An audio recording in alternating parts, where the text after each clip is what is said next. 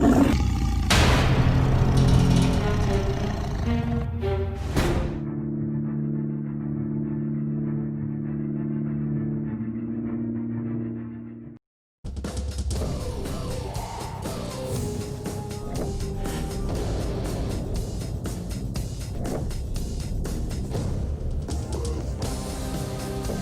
umaga po sa inyo lahat. Good morning. Ito na ho ang BITAG Live. And we are now broadcasting in progress dito ho sa aming studio live. And binabato ho namin to sa pamamagitan ho ng fiber optic transmission. That is point-to-point fiber optic. From our studio, diretso na ho yan sa PTV4. Mga suki ho natin, magandang umaga po sa inyo lahat. Ngayon, alam ko maraming sumusubaybay ho sa ito. Ang mga topic ho na ating papasadahan ho ngayon, una sa lahat. Alam ko naman, marami ho sa inyo talagang nag-aabang kung ano ho yung aking mga binitiwang salita doon ho sa isang gobernador na nagmamagaling. So, hindi ho tayo pikon. When I'm being called out for something, I normally respond the same way doon sa kanyang pagko-call out. Now, there's nothing wrong. Freedom of expression exists in our country. Ngayon, wala hong problema dyan. Hindi ho tayo napipikon, hindi ho tayo nagagal. Ang pikon ay talo, sabi nga ho nila, mga boss. Kaya alam, bago ang lahat, abay, kumusta ho ba yung coffee ho natin? Mainit ho yung coffee natin dito. Ayan, umuusok pa.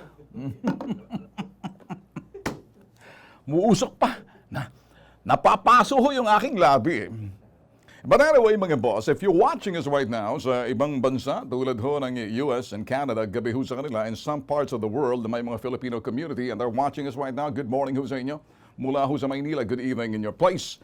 And marami ho tayo mga nanonood ho sa atin, and if you cannot come finish watching this, you can follow us naman at pwede ho sa aming YouTube TV, BITAG Official, and sa aming news site, and that is our bitagmedia.com, na napapanood din ho ang mga equities ho namin. By the way, kung tayo ho'y mga magulang, mga bossing, alam ko marami hong mga medyo pumapalag at yung mga iba naman yung pumapalag mga boss, yung League of Provinces of the Philippines, tulad ho ng gobernador ho ng Marinduque, ay binabasa lang ho natin at si Governor Presbytero Velasco Jr., may mga concern ho yan. Alam ko na may mga gobernador ho, unless kung natutulog sa pansita ng gobernador ninyo, nagpapapogi-pogi lang, saw-sawero, baka hindi nakikita itong mga issue na to. Ay, Gobernador Remulla, magandang umaga sa iyo, John Vic. Hey guys, okay, let's have coffee one time. Anyway, ganda ng posing nito eh. Okay, sige, tanggalin nyo na yan. Baka parang mabuisit na naman sa atin. Hindi ako nang bubuisit sa umaga. Ako ho'y pinasisigla ko lang ho kayo. But anyway, ito, as a parent, lalo-lalo na kung ang mga anak ho natin mag-aaral ho sa public school, ay meron ho silang mindset na naisip ho nila ng una kasi feeling nila na, bakuna muna bago eskwela. Ngayon, nagbago ho yan for whatever reasons. Ang gusto ho ng Department of Education Secretary, si Secretary Briones, is to pursue and just go on the 24th of August na magbukas ng eskwela. May mga issues ho rito, mga boss. And then, I wish, kung ako'y tatanungin, nagkaroon sana muna ng public consultation in every provinces, in every region, para participated by the parents, and in every school, kung ano yung mga challenges, kung ano ho yung mga bagay na medyo plantsahin to iron out the kinks or gusot. Para mapakinggan, hindi ho yung i-impose natin kasi ang presidente ho mismo nagsabi, if necessary, so what? Kung isang taon muna titigil dahil nga mahal natin ang mga anak natin, bantayan ho natin sa mga predators, yung mga anak ho natin. Let me be very, sa aking sasabihin dito, kami ho'y mga crusaders and advocates pagdating ho, laban ho sa mga anumang uring karahasan o krimen. Rape is a crime. For your information, Governor Remulla, it's not just an act. It is not just an act. Sabi ko, sasabihin, rape is not just an act of sex. It is an act of violence. Let me add more. It is a crime. With all that, without the element of crime, it is nothing. Gets mo? O ngayon, okay, balik tayo sa eskwela. Total, University of BITAG Live to. So, kasama ka na rito, Gov, so you become, mabuksan ang isip mo. Total, walang kwentang pagiging gwaping, kinakailan meron to. So anyway, pag-usapan ho natin, kung kayo ho'y mga magulang, at sa anumang rehiyon, probinsya, Luzon, Visayas at Mindanao, may mga magulang ho magsasabi, paano ang aming mga anak ngayon? Kami mindset namin ay sabi naman ng presidente, kung kinakailan, next year na para by then, meron na tayong sinasabing antiviral drugs or if not, then labas na ho yung bakuna kasi mas effective ho talaga yung face-to-face sa school. But we can't do that because you know why? By social distancing. And besides, ma-expose yung mga anak ho natin. Binabantayan ho natin mga anak ho natin sa anumang uring panganib. Yan ay kaligtasan huli sa kanilang wag ho sila mapahamak sa mga sabihin ho natin, yung mga predators at hindi lang ho dyan sa bagay na hindi ho natin nakikita tulad ho ng virus na ito hi delikado. So, ang pinag-uusapan dapat nagkaroon muna ng consultation from regions to regions, provinces and provinces. Kasi bawat probinsya gagamit ka ngayon ng television and I know some provinces mayroon na ho silang set na istasyon na nilagyan ng kanilang programa para magiging teleskwela o radyoeskwela. Depende ho yan. But not all provinces na meron ho mga television stations, radio lang. And sabi nga ng Pangulo, kung kinakailang bumili ng radyo, 300 pesos na transistor para doon sa mga bata. Baka mamaya ginamit lang yan, makinig lang naman kung ano-ano music. But iba ho talaga yung school, yung face-to-face na may teacher, formal school yun, kasi natututukan. Pag nasa bahay ho kasi, baka mangyayari kasi kung nasa bahay, hindi masyado magiging serious yung absorption or ingestion ng bata on the knowledge based on online, unless kung yan may mga kolehiyo na. Wala pa rin daw ho, sabi ho ni Governor Velasco, which I believe, face-to-face interaction between the teacher and student is still the best option. There he goes. The best option. Mabuti pa tong gobernador na to, nagsasalita, meron diyang isa, mayabang eh. Jesus Mariosep. At least, concern sa mga bata, fatherly. Nakikita mo? Bakit? Yan ang sinasabi natin. Si Governor Marinduque Presbyterio Velasco Jr., hashtag, ama ako yan eh. Kasama siya doon sa hashtag, ama ako. Ikaw, Gov Rimulya, hashtag iha ako. Paano nangyari yun? Dapat hashtag ama ako. Anyway, kung ikay talagang concern, and everybody, whether you're a provincial governor or you're a mayor, sama-sama kayo sa isang probinsya, ay kinakailangan pag-aralan ng husto. Oo naman, nandyan ho yung Department of Education, national ho yan, but then again, dapat may input ho sila by regions kasi limitado ho yung istasyon. Hindi ho lahat mapoprovide ng istasyon, lalo-lalo from grade 1 to grade 12. In every provinces, there will be school district and there will be, mga public school na marami. Paano mo ipagsasama-sama yan into one learning? So, paano natin mahiwalay? Maraming specific dyan. Alam nyo kasi, ang concern ho ng mga magulang to. At the same time, yung sinasabi ng mga magulang, nakahanda kami kasi, sabi ng Pangulo, baka later, if not, next year na. Which is more, a better home than sorry. Kasi sinasabi rin ho na dito, pagdating ho ng Agosto, medyo bagyo na ho yan, unsteady ho yung sinasabing signal on the rainy season. Yun ho yung mga bagay na yan. Kasi kung yan ay maging November, December, or bakit hindi, patapusin na lang yung, ito ho yung ibang magulang, Sir Ben, patapusin na lang kaya yung taon na to. At pagkapasok na siguro ng mga March, medyo ang gawin na lang ay baka lumabas ng bakuna or yung mga antiviral drugs, panlaban. Hindi bakuna, iba yung antiviral drugs at iba yung panlaban, yung talagang vaccine na, bakuna na, iba na yon. So in the meantime, may suggestion ho ng ibang magulang nagsasabi, Sir Ben, baka sakaling magkaroon lang ng informal, tawag dito, informal education na parang supplement education habang walang nagagawa mga bata, then mag-aral sila, matuto sila na yun ba, it's more of parang learning fun. Learning is fun by using teleskwela or radyoeskwela. Make it fun by not obliging them or obligating them. Not at the same time, learning is fun because magagamit yung mga stasyon. But then again, if you put that into academics, therefore, meron ng ano yan, merong sinasabi rito, it becomes a system, at yung system na yon, it's not yet challenge, magkakagulo. Iba kasi, ito, halimbawa, itong si Davao del Norte Representative, Pantaleon Alvarez, sabi niya, hindi raw lahat makakabili ng laptop. Tama naman. Mga gadget, hindi ka pareho ng iba accessible. Kaya pinag-uusapan affordable yung internet. Sabi niya, may mga pamilya na wala mga silang radyo. Sabi nga ng Pangulo, bigyan at telebisyon. Marami ho kasing yung mga mambabatas or mga gobernador na nag-iisip at medyo, alam ko marang ibang gobernador nag-iisip, sa halip na binabantayan, itong pagbukas ng eskwela, hindi yung mga kung ano-anong pinagsasabi. Oh, Governor Remulla, good morning. You called me out, I'm calling you out. There are so many things na dapat malaman mo. You wanna be the governor, anong dapat mong binabantayan? Binabantayan mo dapat ngayon, Gov, pagbukas ng eskwela. Ano ang iyong magagawa? Have you tried listening sa mga school district dyan?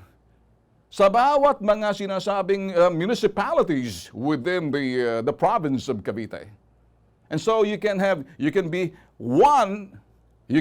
united to make sure na mag-increase yung knowledge ng mga estudyante, partikular ang mga paslit ho natin kahit na may COVID-19. Hindi yung kung ano-ano pinagsasabi mo, calling me out. Did it help you? Now you're famous.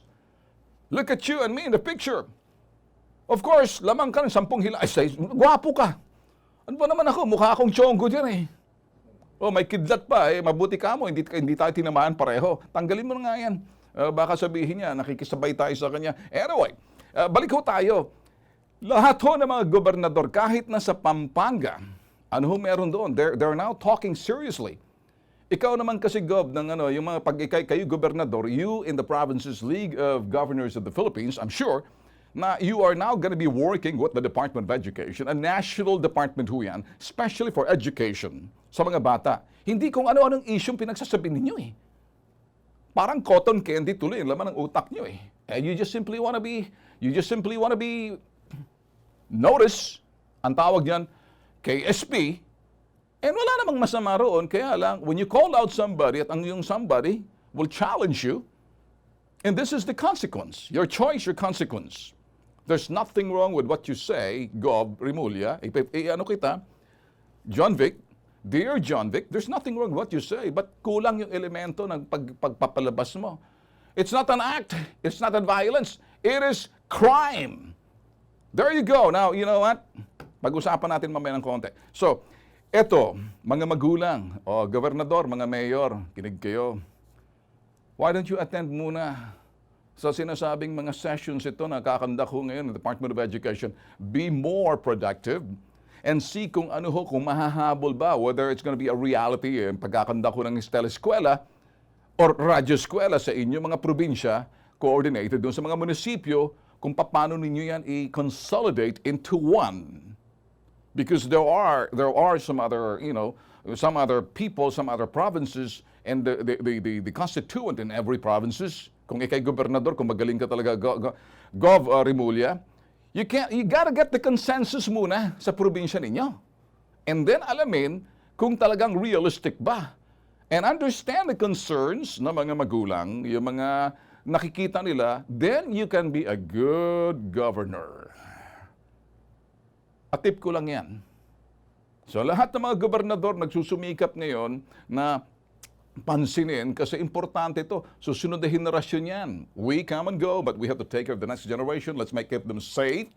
And let's keep them, importante, a learning process. And learning is fun, even though walang face-to-face. But maraming issue rito eh. Kasi the 24th of August, hindi ho naniniwalang ibang mga magulang na maaayos to. That's what they're saying. And medyo nagkakagulo, etc. So, at least magkaroon ng consensus man lang. That's all it is. So, babantayan ho natin to see, kasi may mamagulang concern, hindi kami, magtatrabaho rin kami. Tapos pag nasa bahay, sinong magtuturo sa kanila? Eh kung sa eskwelahan yan face-to-face, at least nakakapagtrabaho kami. Sa eskwelahan sila, pag uwi nila, nandoon na kami. Eh ngayon, hindi kami makakapagtrabaho. Nawalan kami ng ita ngayon. Nawalan kami ng income kasi nasa loob kami ng bahay. Gagabay kami kasi kung hindi, babagsak yung anak ko. Nakikita niyo ba? John Vic, Gob, dear Gob, are you seeing the way I see? Because if you don't see the way I see, look at tanggalin mo yan. Yung ibang yung si fatherly governor, si Velasco, okay?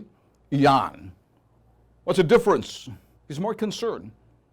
He's saying it is realities sa probinsya niya na hindi basta-basta ganun na lang. Ang challenge, may mga ibang I'm sure kahit na sa ibang, I know na bumibili ang itong DepEd na mga airtime sa iba't ibang TV stations na local and radio stations, tanong, dapat merong dyan. May consensus dyan O yun dapat inaasikaso. But anyway, importante, kaya tayo nagsasalita mga boss, we are not trying to non-conform. Hindi no? We're just trying to, kinukuha natin lahat to get the consensus para everybody happy. Hindi ba? Baka kasi si Secretary Briones hindi nasasabi ng mga tao niyo sa ibaba. I know you're going fast, kaya kahit na siguro ang Pangulo, nagulat siguro na ganun kalabilis. 24 ng Agosto, kung ready na ba? Depende. Kung ready nga ba yung mga teachers natin. Opening of classes. Malaking habon ho to para doon ho sa mga learning ng estudyante kasi curriculum to, kasama ho to, formal education ho to, online. You have to have supervision of your teacher.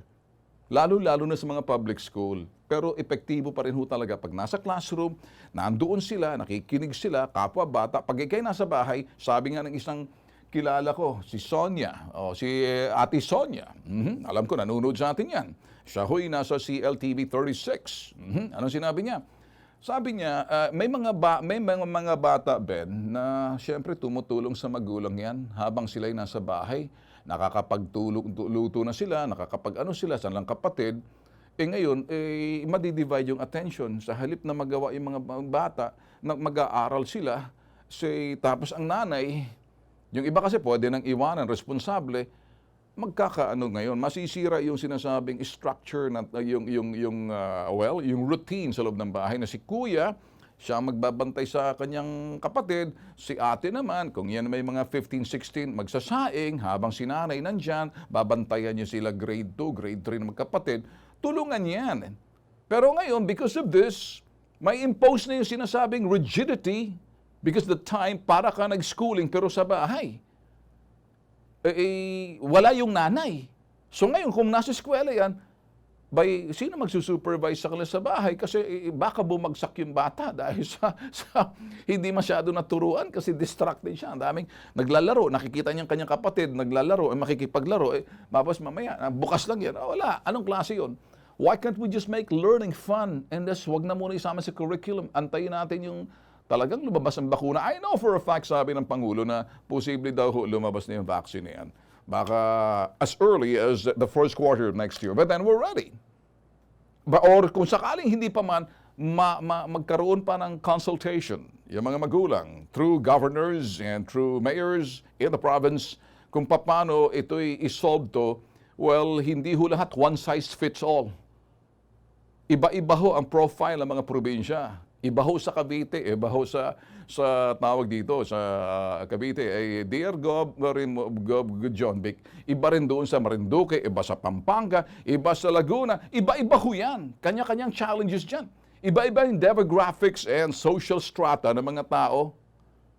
Nakakasabay ka ba, John Vic? Kasi kung hindi, well, we got a problem there. Anyway, change topic! Anyway, ganito tayo, boss. Isa ho yan na pag-uusapan na natin, And siguro, ito naman, linawin ho natin, Hindi ho ako nakikipag-away, hindi ako ginagamit yung aking programa. When I'm being called out, I reply. So, wala hong masama kung kayo ho'y umaabang ho sa amin, inaabangan niyo ho ako, doon ho kay John Vic Remulla. John Vic ba? Akala ko John Wick eh. Okay, John Vic, maganda naman yung shinare mo na message na yan. on the issue of rape culture, okay? I agree with you when as far as the rape culture, it should not be condoned. We should not think that the culture of rape is nothing, na parang it's just part of our society. No. I don't have any problem with that. But when you called me and then you said, "Dear Mr. Ben, rape is not an act of sex. It is an act of violence." Hashtag, iha ako. Dapat hashtag, ama ako. Dahil ama ka eh. Balita ko, ama ka. Ama nga ba? Oh, ngayon, ang punto natin dito, instead of you talking, sausaw ka sa issue, tumingin ka muna sa bakuran mo. Marami ka pwedeng makita. Ngayon, walang problema sa sinabi mo, but I will add, it is not just an act of sex, it's not just an act of violence, it is a crime. It is a crime. Walang element of crime ang sinasabi mo rito. To me, it is a crime. Do you understand that? If you don't, let me just, siguro mas maganda, there's nothing wrong with what you say, but I will supplement, I will add more to what you say. Kasi, it's beyond act, it's beyond violence, it is a crime. Kaya nga, para mo sinabi, it's not just, pakiulit nga, pakita nyo sa screen kung ano sinabi niya. Rape is not a crime, it's not an act of sex, it is an act of violence. Well, we have laws. Commit a crime, you go to jail. Go to the slammer. Kaya nga sa Amerika, ibang klase doon, John Vic. Alam mo bakit? Binabantayan ho yung mga sex offenders. Nirerehistro sila pagkalabas nila sa kulungan. Binabantayan ang kanilang isip. Bawal sa kanilang magbasa ng pornografiya. Bawal sila pumunta sa pornographic site. Minomonitor sila. Meron silang tawag GPS sa kanilang paa. Bawal makipag-inuman sa gabi. Bawal pumunta sa mga bar. Bawal sila lumabas pag sa gabi kasi baka matokso, mapukaw ang kanilang kamanyakan. Kasi criminal na sila. Kaya nga, convicted felon, convicted sex offender, it will be sex offender for life. They think differently, John Vic Remulla. They're not like you and me, that we're normal. You know, they need therapy, but we have to make sure. Kaya nga may mga criminologist at meron tayong sinasabi dito mga psychologists, behavioral science, is to study them and then outwit them, understand them so the prevention could be made. It's to us. Hindi nakukuha sa suot yan. Hindi nakukuha, hindi biniblame yung victim. Bagkos, ang sinasabi natin, hindi natin alam kung sailan siya mag-strike. Kaya kinakailangan ako, mga rapist, lalo na nakadroga. Kumusta ba bang drugs dyan sa Cavite? Dapat ginaganon.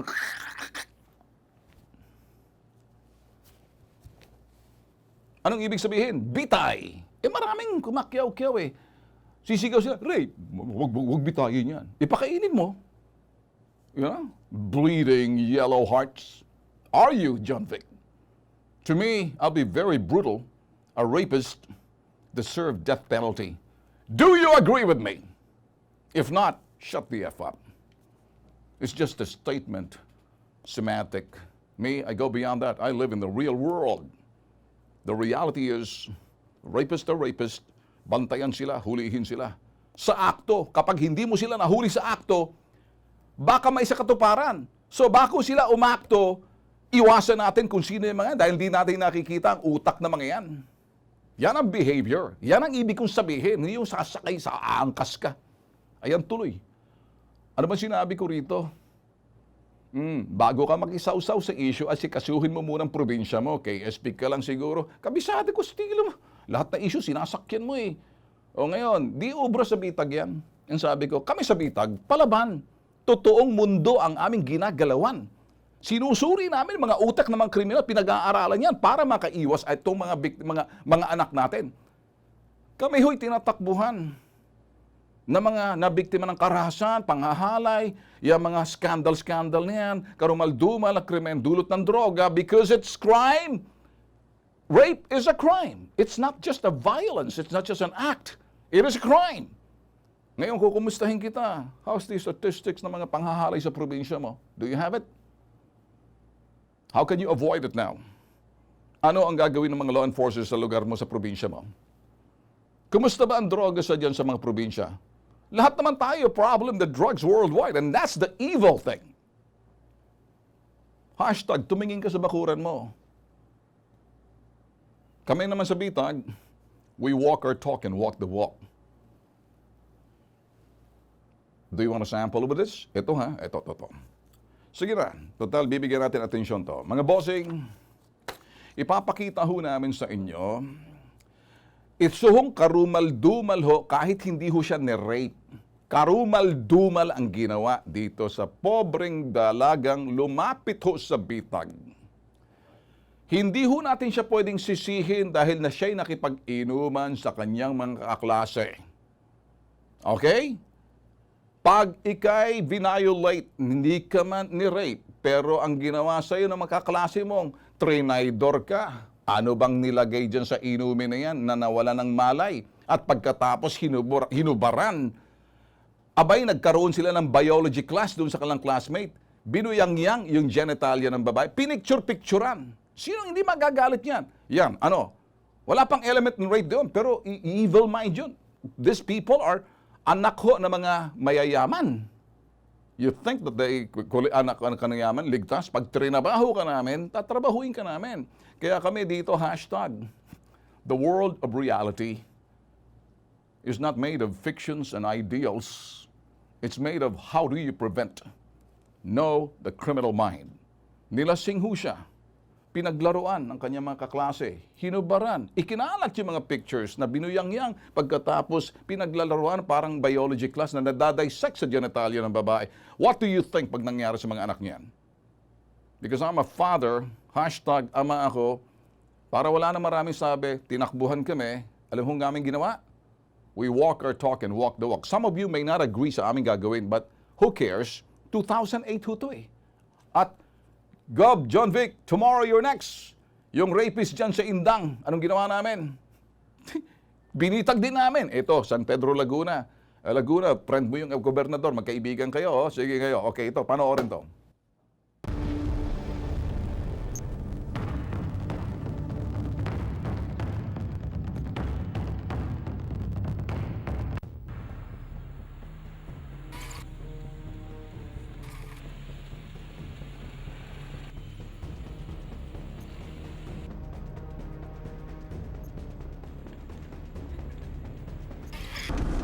Ano?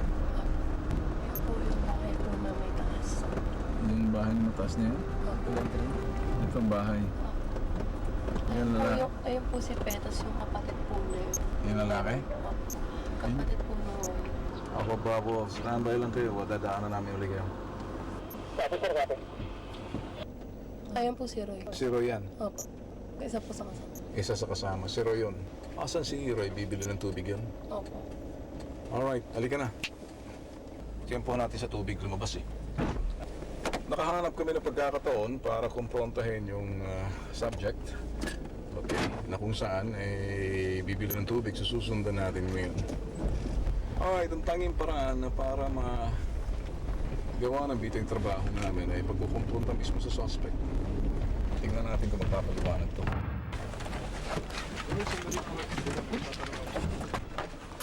Yung tanong ko sa'yo, simple lang. May nagawa ka bang video scandal? Wala po. Wala. Okay naman, sige, taga-kausap mo. Pag hinarap ko sa'yo yung biktima, ano gagawin mo? Sige po, mag-uusap po. Halika. Kwento mo sa akin, sino si Roy? Siya po yung kasama ko sa amin. Siya yung kasama doon. Ba't nagsisinungaling ka? Di po, di. Makinig ka sa akin. Huwag mo akong nunukuhin. Hindi ka ba kinikilabutan? Yan, nakaharap mo sa bitag, sinubukan mo. Ngayon, sa akin, gusto ko magsabi ka ng totoo. Takot po rin po. Natatakot ka dahil sa ginawa mo. Dapat naman katakutan mo, gagawa ka ng skandal. Lalasingin ninyo. Anong dahilan? Katuwaan? Ano? Napagtripan na. Tumingin ka sa akin. Sinusubukan mo ba ako? Sagutin mo na ako ng lalaki sa lalaki. Huwag mo kang paikutin na kanina pa ako nang bumibisit. Ano po, aminin ko na po. Kanina pa nga ako nag-aantay na umamin eh. Panay panghirit mo eh. Ano? Nagagalit na ako, Roy eh. Takot po kasi ako sa isa. Natural, matakot ka sa akin. Aminin mo na sa akin para wala na tayong usapan pa. Sino ang naglaro sa akin? Yung EJ lang po talaga yun. Anong ginagawa mo habang ginagawa ni EJ Ano po? kababuyan? Kasi po yung... Anong ginagawa mo habang ginagawa ni EJ ang kababuyan sa kanya? lumabas na po ako. Kasi po... Lumabas ka na. Bakit hindi mo inawat si EJ? Hindi, inawat ko po. Sabi po sa akin, di yan lang. Tulog naman eh. Sabi ko, maawa na kayo. Kaya ganun na lang po. Ayaw po kong pakinggan. Sino si EJ ang nakikita? Sa pasita lang po. Paano ba sa utak mo habang ginagawa nila yun? Siyempre po konsensya po dahil hindi ko po sila maawat.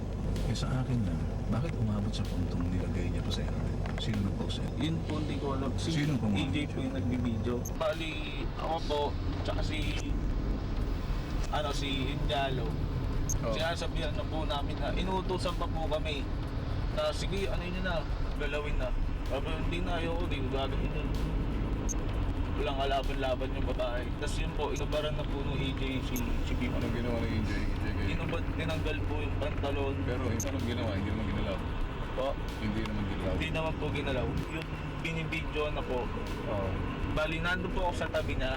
Oo. Sabi ko, tama na, yung putulin niya na, suburin niyo. Naawa na po ako. Sabi po ni EJ, hindi, wala naman. Kasing yan.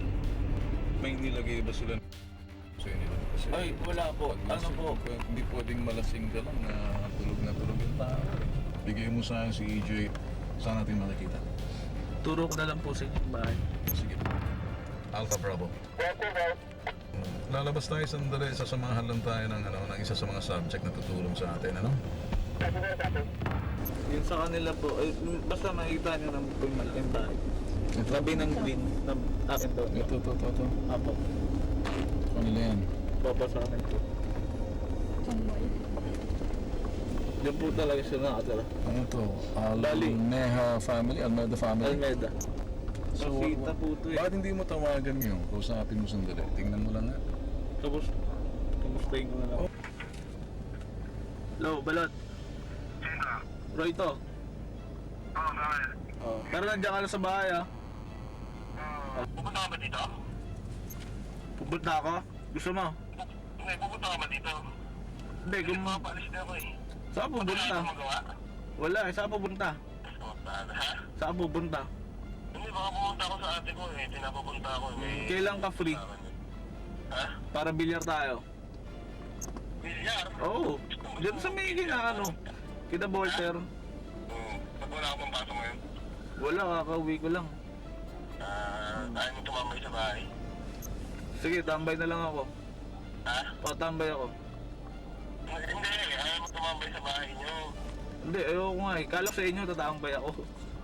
Oo, kung ano maraming tao rito, hindi rin ako nagpapatambay ng tao rito. Pinapagalitan ako ng kuya ko. Pag nagbilyar na lang kayo, Okay. di rin po siya naglalabas dahil kung nalaman niya na po yung doon. Natatakot din po.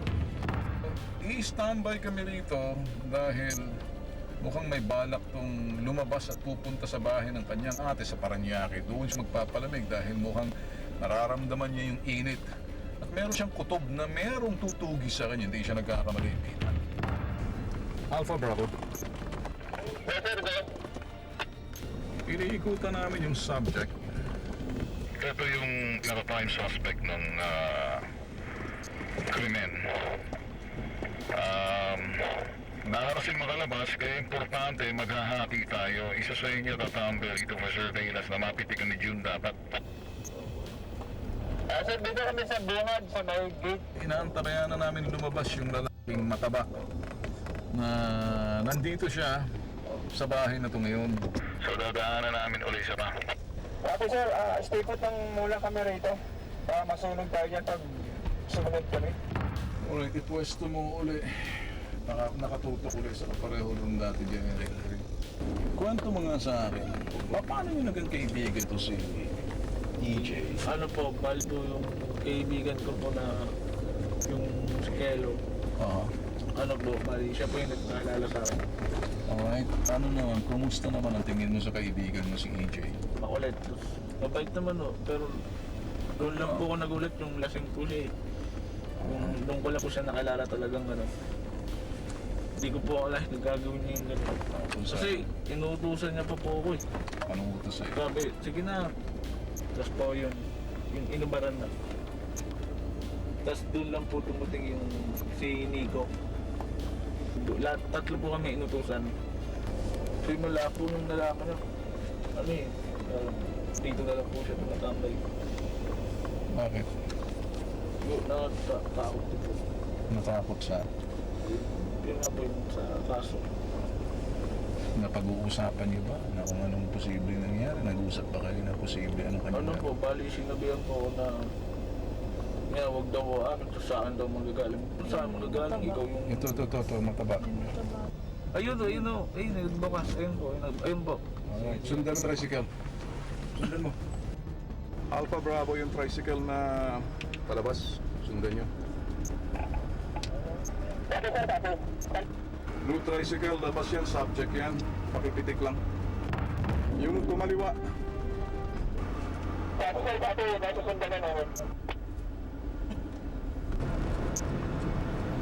Saan yung tricycle na yan?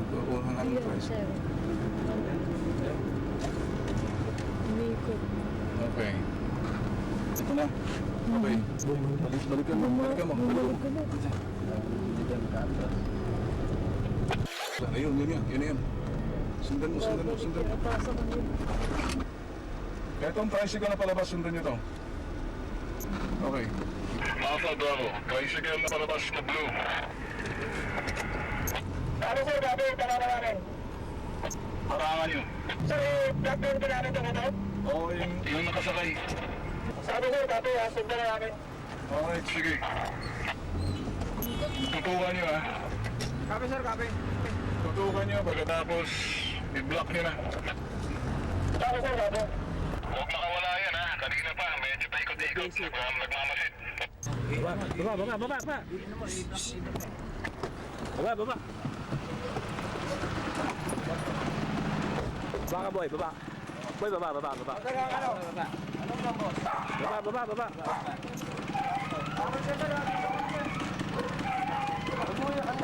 Halika na. Kasama ako. Sisi, pasok.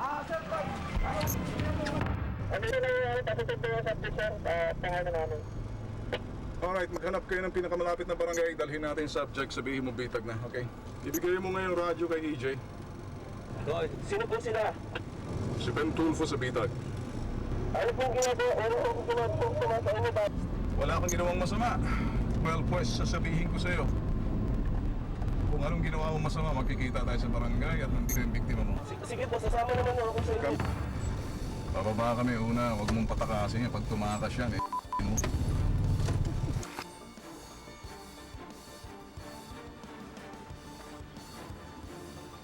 Magandang hapon, si Ben Tulfo. Hello. Sino ang kumuha ng video? Turo mo. Turo mo. Makinig ka. Meron kang isang kasamang tinuro ka na. Narinig mo mo. Lahat na salaysay laban sa'yo. Ikaw yung mga tinutugis namin sa likod ng sinasabing scandal.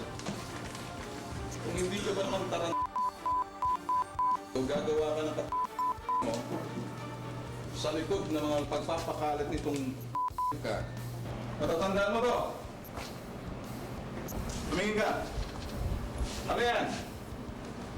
Natatandaan mo to? Sino to? Ipabaliktad ko na to dahil pribadong ano yan. Kaya ka, naligat. Tumingin ka rito, halika. Chairman. That's a vagina, the pubic hair, parang in-examine. Nandito yung biktima. Tinanggalan ng bra. Nandito yung kinakalikot ng punto. Nandyan, nilasing niya, eto yung biktima. So ngayon, makinig ka sa akin. Narinig mo ba ako? Ha? Astig ka ba? Susubukan mo ba ako kung anong galing mo? Nagtatago ka, nagpapalamig ka. Makinig ka. Karapatan mo, kahit na mag-deny to death ka, nilaglag ka na ng isang kaibigan mo. Narinig mo ba ako? Ginawa mo to, ikaw kumuha nito. Nasa Makinig ka sa akin. Nagtatago ka, no? Tinuturuan mo yung mga kasama mo, huwag magsalita, ano? Kinakabahan ka na, ano? Yung pilantig ng dibdib mo, makinig ka sa akin. Nagtatakip ka ba ng mukha mo? Kaya nahihiya ka sa kagaguhan mo? Nagpapalamig ka ba? Dahil alam mo tinutugis ka na. Pag ang taong may ginawa, nagpapalamig, alam mo ang ginawa mong atraso, ano? Makinig ka sa akin. Kabisado na kita dahil sa harap ng chairman ninyo rito, sinasabi ko sa inyo, walang hiyan mo. Narinig mo? Ating ng biktima, turo mo. Tumayo ka. Sinong gumawa sa inyo to? Ano po, Miss Esmeralda? Si Almeda raw. Marangal Street. Doon, papaliga pa nga ako kami kasama niyo. Pero pakialam ko, kahit na nagpaliga ka, akala mo sir, ligtas ka na ibang paliga mo, walang kinalaman dito sa kapabuyan mo. Ang kaibigan mo, ikaw maghaharap, ang kaibigan haharap laban sa'yo. Ito, ang tawag dito, wala kang blackmail dahil wala kang kahilingan. Pinost mo to dahil sa kamanyakan mong Humingisi ka ba? Humingisi ka? Ha? Tumingin ka sa akin. Tumingin ka sa camera. Nahihiya ka? Tumingin ka dito. Natural dahil sinusunog kita eh. Ako yung tagatugis ng mga internet blackmail. Sa'yo, pornography ang ginawa mo. Pornography to. Narinig mo ba ako? Paninira sa puri ng babae. Kaya may kabayaran to. Narinig mo ba? May kapalot na parusahan to. Ang bawat kasamaan may hangganan. Ang bawat katarantaduhan may patitong ang bitag. Puro ka sa bitag. Pinakita ho namin sa inyo. Ano yung pinakita namin? Yun hong bagay na dapat maintindihan nyo muna mga bossing. Kung kayo ho'y mga magulang, kami ho'y magbibigay ng babalaho sa inyo. Yung mga taong meron ho talagang, sabihin natin, iba, criminal mind, na maaring akala nila laro lang, trip lang, katuwaan lang, mauuwi sa sinasabing kababuyan. Hindi ho naganap yung sinasabing rape kasi kaklase ho nila eh. Ngayon, yung pobreng biktima sumama sa kanila at medyo may happening sa party, tapos nag-inuman sila. Nawalan ho ng malay sa sobrang, I don't know kung lasing, pero wala pa rin karapatan. Ang sinaman, pag nalasing, hindi mo pwedeng babuyin. Noong 4 ho nang nahuli ho namin yung isa, tinuro ho lahat at tinuro rin ng biktima na nandoon siya, na hindi niya na namalayan, walang kamalay-malay, hinubara na ho ng pantalon, tinanggal ho yung kanyang underwear. And then, naglaro ho sila ng parang biology class. Nag-dissect ho. Yung iba hong kababuyan ho eh. Kaya kayo mga magulang, hashtag ama ako, hashtag ina ako. Hindi ho namin kayo tinatakot. Iba ho mag-isip, maaring hindi criminal mind, pero yung katuwaan. Kasi ito ho, hindi pa ho nagganap yung sinasabing crime na ang sinasabi ng iba, I don't know, kung nawalan siya ng malay, yun hong sinasabing crime dito. Anything that you use your finger or any object na pinasok mo sa ari ng babae, is rape. That's a crime.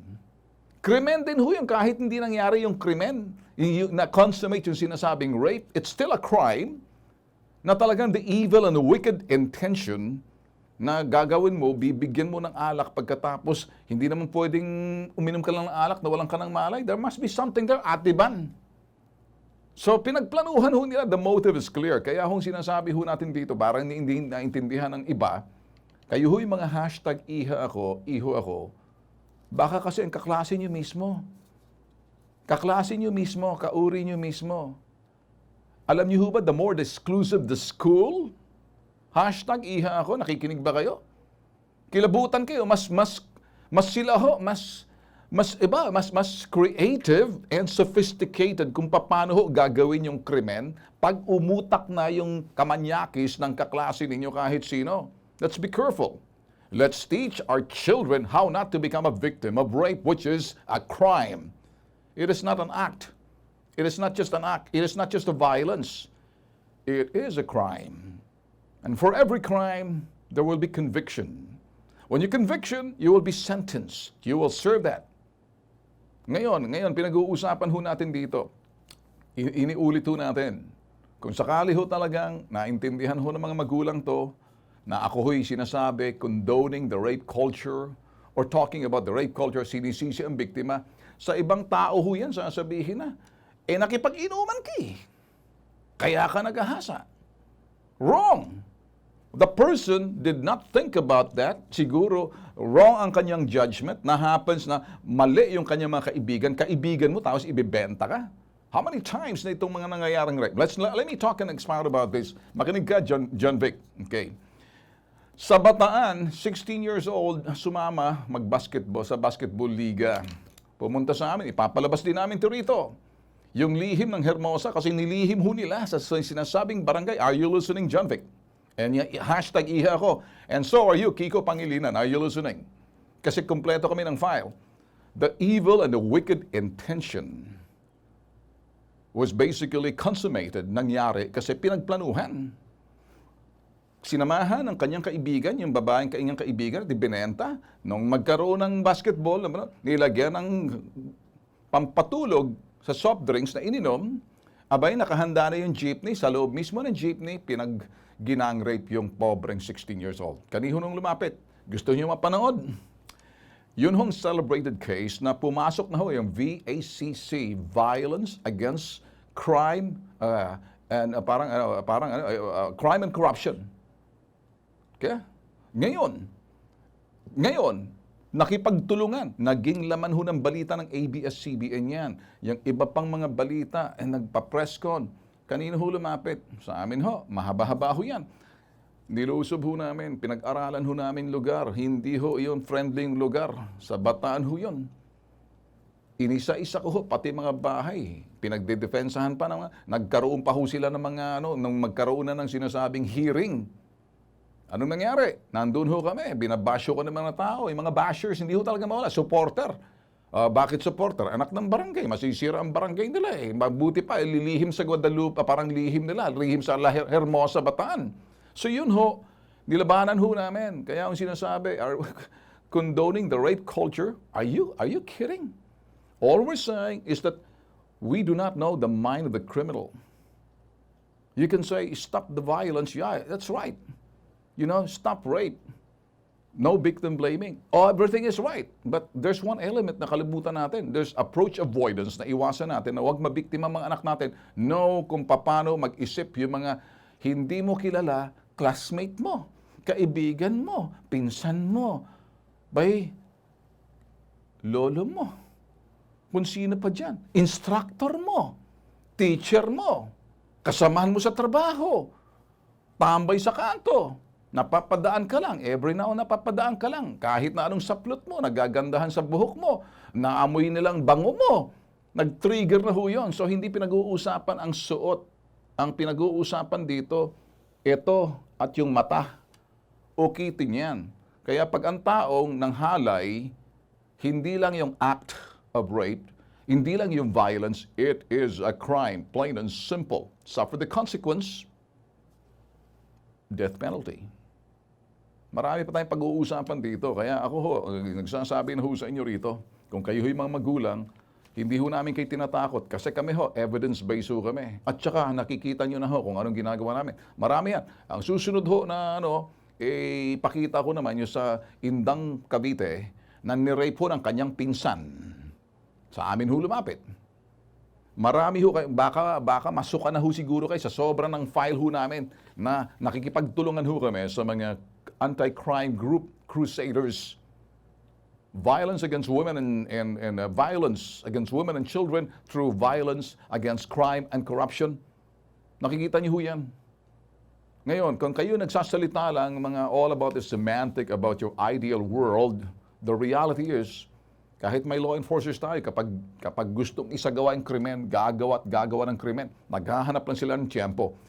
Wala ho tayong pinopromote na rape culture of victim blaming or sa kasuutan. Kasi yung tangang sinalsal na balita ng Inquirer.net at Rappler, pinaglaruan kayo. Kaya yung mga sinasabi ninyo, John Vic, you have a masturbated, product of a masturbated news na nakuha mo sa Inquirer, nakisakay ka, nakiangkas ka. Now, ngayon, I call you out. Siguro para matapos na to, makakatulong ka siguro, John Vic, and I invite you here in my show. Let me see Well, what else do you know about crime? Wag yung puro ka salita, puro ka Twitter. You want a real world? Well, I agree with you. Rape is not just an act. It's a violence. I say, more than that. It goes beyond that. John Vic, it's a crime. Now, para siguro, makatulong tayo dyan sa, mga taga Cavite, na mga mahal nating mga kababayan natin dyan, mas ma-expound natin para magkaroon ng awareness. Sino pa? O kung gusto mo, sama pa kayo ni Kiko Pangilinan, yung proponent ng juvenile law, kasi mga sex offender, mga bata eh. Sino pa? Dalhin nyo mga hashtag iha nyo. Panoorin natin para makita. Mas maganda, naging aware yung mga tao, hindi doon sa mga sinalsal na balita. Tayo, real world tayo eh.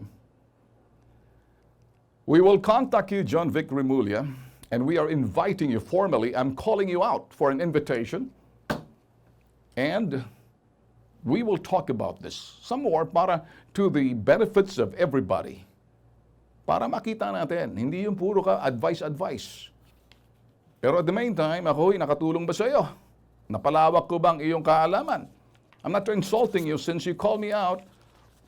Well, I responded to everything. I'll show you everything, including yung mga eksperto na nagsasalita. What triggers? Yung trigger ang binabantayan natin na huwag mag-trigger yun pag sinasabing kriminal. Marami hong nananawagan ho at doon ho sa mga kumokontra, doon sa cyber libel, kaya pati ho human rights na sila ho'y nananawagan sa ating pamahalaan kung maaari pag-iisipan ng husto or rethink, baguhin, revisit, ang ibig nung sabihin, pagdating ho sa ito ho yung cyber libel. Ngayon mga boss, yung mga bagay na yan, pagkakaubaya ko sa mga eksperto, but I have my say into it. Ayaw ko na lang humaba pa dahil maiksi na hong oras ho natin. Pero kung titingnan ho natin, may mga provision ho doon. Alam niyo ho kasi, kung ako'y tatanungin ninyo, pabor ho ako sa cyber libel. Diyan mag-iingat ho, hindi lang mamamahayag, kundi pati hong everybody, pati mga social media na gumagamit, because you have to be careful not to impute the reputation or not to basically insult or throw anything, ibato ninyo. Kasi sa sinasabi nila, yun daw kasalukuyang provision ng defamation or criminal libel, defamation, panghihiya, or whatever it is, na sinisira mo ang katauhan ng isang individual, eh, ito daw, para bang, ito ay direct assault daw doon sa sinasabing truth-telling. Truth-telling nga ba? Yeah, that's the very issue. That's the very issue. Kaya meron sinasabing criminal libel or cyber libel is to make sure that you're telling the truth. Tell the truth, there's no case. Hashtag, tell the truth, no case. But you want, pag gusto ninyo na medyo maluwang ang sinasabing batas natin, na luwangan para sisirain ninyo kahit sino, at pagkatapos hindi nyo bibigyan ng pagkakataon, makinig kayo, inquirer.net at saka kayo, Rappler, o na-convict na yung inyong bossing dyan. Wala namang masama, hindi ako nagbubunye, kaya lang sa akin, case study na yan. And pwede makialam yung ibang bansa hinggil dito sa sinasabing cyber libel, parang sinasabing direct assault, the truth-telling. Who says? The court will have to determine that. The court is, kumbaga, independent of the executive. Parang sinasabi na, rubber stamp yung mga korte natin, yung mga mambabatas natin. That's always the case. Ang iingay ho kasi, pag hindi ka administrasyon, gagamitin mo ang korte. Malinaw na ho yun sa cyber libel. Wala ako. Kahit sino pang presidente, kahit dilaw pang presidente, you can apply the cyber libel to anybody. Para importante, maging maingat tayo sa ating mga sinasabi, sa ating mga pinapost, para lahat ho ng mga mamamayan, wala na hong basura dyan sa social media. Para iingat din tayo sa mga sasabihin natin. Wala tayong karapatan na ibato natin yung mga onidore, onarola, kahit kanino. Kaya ito mga sinasabing journalist, I'm a journalist. Am I threatened with that? I don't think so. Ang cyber libel ay hindi ho. Hindi lang ho sinasabi natin dito para sa hindi lang ho para sa journalist ang cyber libel. Kahit kanino pwede kang sampahan. Kaya ingat tayo. Ingat tayo sa ating pinagsasabi. Kung responsable tayo, wala tayong dapat ikabahala. Ngayon, ang sinasabi ng iba, Wala ho kong problema dyan. Ito ho pang yung problema. Itong dapat ayusin natin. Ngayon, kung nakikinig ho sa atin, yung mga proponents ho ng sinasabi sa rape, mga mambabatas, very simple. Kung nakikinig sa atin mga mambabatas o sino sa inyo dyan sa Kongreso, we can work with you sa Congress, whoever you are, kung ano yung party list ba ninyo o talagang organic congressman kayo. As far as, sabi natin yung mga sex offenders, nagkaroon tayo ng registration of sex offenders, and then yung mga sex offender that were basically yung mga nasentensyahan na convicted sex offenders na ilagay sila sa rehistrasyon para nang sa ganoon mabantayan ang kanilang kilos at galaw. Iba ho pag nag-isip ho yung sex offender. Kaya kung si Kiko Pangilinan nakikinig, baka kasi discernment, yun nga iba, ginagamit niya na kunyari wala silang discernment. Pero 15 years old, 14 years old, pwede na ho gumawa ng rape yan. Sintensyahan mo ba yan? Now, ngayon, ang dapat sintensyahan din yung magulang. Ngayon, libre yung bata, walang discernment. Ang gagawin? Papasok yung DSWD, magulang? Magulang, malaki ang papel ng magulang when it comes to crime. Kaya lang sa akin, let's try to register, let's come up with a law. At tutulong ho kami sa BITAG. Doon sa aming mga kaalaman at nahawang mga studies ho namin in working with the law enforcement in the US, kasama ho yan. Ito ho, rape na ho to. I am going for a law. Hindi lang ho yung mga, i-contain ho natin yung mga manyakis na mga rapist. Pag ikay sentensyado, irehistro ka kasi delikado ka na eh. Bakit? Sakit ho yan eh. Hindi ho sila kapareho mag-isip natin eh. Iba ho yung kanilang ways eh. Genes ho yan eh. Genes and environment. Na pag nag-uusapan ho dito, bagay na alam ho to ng mga criminologists pag binigyan ho natin sila ng pagkakataon. Ang mga sex offender, yari tayo. We're just like their prey and they're waiting, like predators, kung sino ang pinakamahina. So, hindi pinag-uusapan yung saplot, hindi pinag-uusapan yung damit. Kung sino yung mahina na gusto nila, kahit na nagbalot ka pa ng kumot dyan, talakbong ka man, lakad ka sa kalsada na wala ka mukha. Pag alam na babae ka, kung minsan nga, doon sa mga manyakis, poste lang, lagyan mo ng palda. Mamamanyak na yan. I'm sorry I have to tell you this because they think differently. And I'm not condemning them, rather, they need to be rehabilitated. And that's the reason why nandyan yung mga social scientists, mga behavioral scientists, yan sinasabing criminologist and law enforcement and the laws that we should come up. End of story. Huwag na kayong sakay ang kasawsaw. John Vic, I'm extending you my invitation. We'll be calling you for more na para makatulong naman. John Vic, dear John Vic, hello John Vic Rimulya, para makatulong tayo, para ma-expound natin. Total, marami kang alam naman eh. Bibigyan kita ng pagkakataon. I promise you, I'll be very decent and professional. Take my invitation to come here and sit with me. Lahat kayo ng mga ibang mga nanonood ho sa amin. Ibang mga stasyon ho ng television. Extend you kay John Vic. I'm inviting him on issues about rapes and anything that he understand. I will go beyond that. Ganun lang kasimple. Para matahimik na nga. Mag-iingat ko kayo mga sawsawero ha. Kasi kung sasawsaw lang kayo, siguraduhin ninyo, you're calling out the person na gusto ninyo. Here I am. I take the challenge. I'll see you tomorrow. Adios.